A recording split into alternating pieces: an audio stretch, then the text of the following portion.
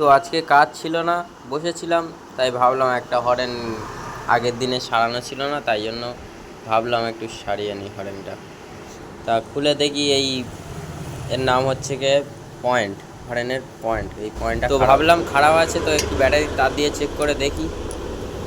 তো ব্যাটারির তার দিয়ে চেক করছি, সামান্য কারেন্ট আসছে, ওই জন্য এটা খুলে অন্য একটা পয়েন্ট ছিল সেটাই এতে ফিট করে ভিডিওটা পুরোটা দেখাচ্ছি। ততক্ষণে তোমরা সাবস্ক্রাইব অ্যান্ড লাইক করো।